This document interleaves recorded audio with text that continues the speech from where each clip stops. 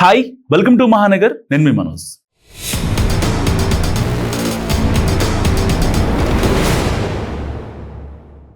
YCP అధ్యక్షుడు జగన్ ని విమర్శించడానికి ఆ ఏపీ మంత్రులు ఎక్కువ మంది వెనకాడుతున్నారా? ఆయన ఘాటు వ్యాఖ్యలు చేస్తున్న వీళ్ళు ధీటుగా కౌంటర్స్ ఎందుకు ఇవ్వలేకపోతున్నారు? ఇద్దరు ముగ్గురు మంత్రుల మినహా మిగతా వాళ్ళంతా ఎందుకు సైలెంట్గా ఉంటున్నారు? వాళ్ళు వెనుకున్న రీజన్ ఏంటి? ఆ విషయమై టీడీపీ వర్గాల్లో జరుగుతున్న చర్చ ఏంటి? సో వైసీపీ అధ్యక్షుడు జగన్ మెల్లిగా దూకుడు పెంచుతున్నారు. సో చాలా రోజుల తర్వాత కొంచెం యాక్టివ్ అయ్యారు.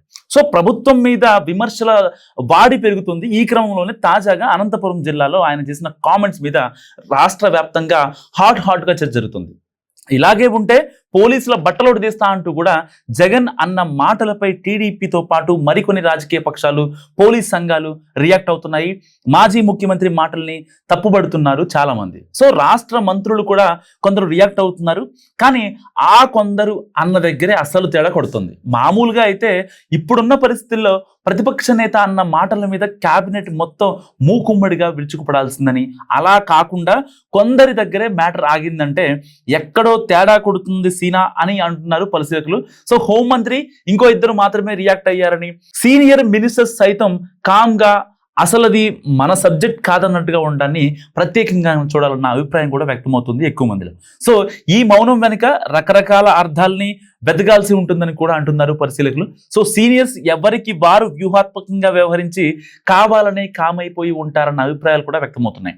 జగన్ వ్యాఖ్యలపై స్పందిస్తే భవిష్యత్తు పరిణామాలు ఎలా ఉంటాయో, ఇప్పుడు మనం మాట్లాడే మాటలు ఎట్నుంచి ఎటు వెళ్తాయో, ఎందుకు వచ్చిన గొడవలే, చుట్టం చెడకుండా బియ్యం చెడకుండా అన్నట్టుగా వ్యవహరిస్తే పోలా అనుకునే బాపతే ఇప్పుడు ఎక్కువైంది క్యాబినెట్లో. ప్రభుత్వాలు మారటం అన్నది రొటీన్ ప్రక్రియ కాబట్టి ఇప్పుడు ఏదో మాట్లాడేసుకుని ఓవర్గా రియాక్ట్ అయిపోయి నోరు పారేసుకుంటే తర్వాత ఇతరితర అవకాశాలు వచ్చినప్పుడు, సమస్యలు ఎదురైనప్పుడు పశ్చాత్తాప పడాల్సి వస్తుందన్నది సీనియర్స్ మినిస్టర్స్ ఆలోచనగా ప్రచారం జరుగుతుంది. సో అందుకే పెద్దగా రియాక్ట్ అయ్యి ఉండకపోవచ్చు అంటున్నారు. జనానికి కోపం వస్తే ఏ పార్టీనైనా కూకటి వేళ్లతో సహా పెకిలించి పక్కన పడటానికి వెనకడరు. సో నిన్నటికి నిన్న వైసీపీనే అందుకు ఉదాహరణ. సో అధికారం శాశ్వతం కాదు అనేది రొటీన్ డైలాగే అయినా అది పచ్చి నిజం కూడా.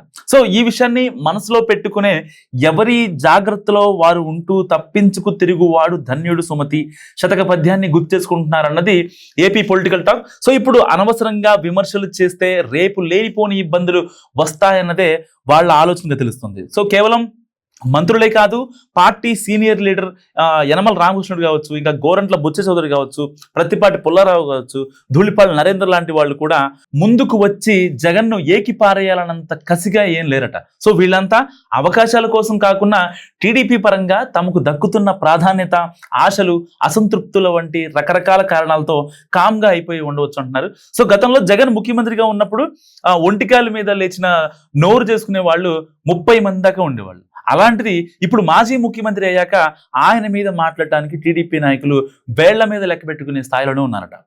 వాస్తవానికి ఆ సంఖ్య డబుల్ అవ్వాలి కదా, ఎందుకంటే వైసీపీ అధికారం లేదు కాబట్టి. వైసీపీకి మళ్ళీ అధికారం వస్తుందేమో, అదే జరిగితే అప్పుడు మనం టార్గెట్ అవుతామేమో, ఎందుకు వచ్చిన గొడవ, గమ్ముగా మన పని మనం చేసుకుంటే పోలా అన్నది ఎక్కువ మంది మంత్రులు, టీడీపీ లీడర్స్ వైఖరిగా తెలుస్తుంది. వైసీపీని గట్టిగా టార్గెట్ చేయడం లేదని ఏపీ చంద్రబాబు 1కి 4 సార్లు చెప్తున్నా మంత్రులు, పార్టీ లీడర్స్ తీరు మాత్రం మారడం లేదంటున్నారు. ఈ వీడియో గురించి మీరేమనుకుంటున్నారో కామెంట్ రూపంలో తెలియజేయండి. చూస్తూనే ఉండండి మహానగర్.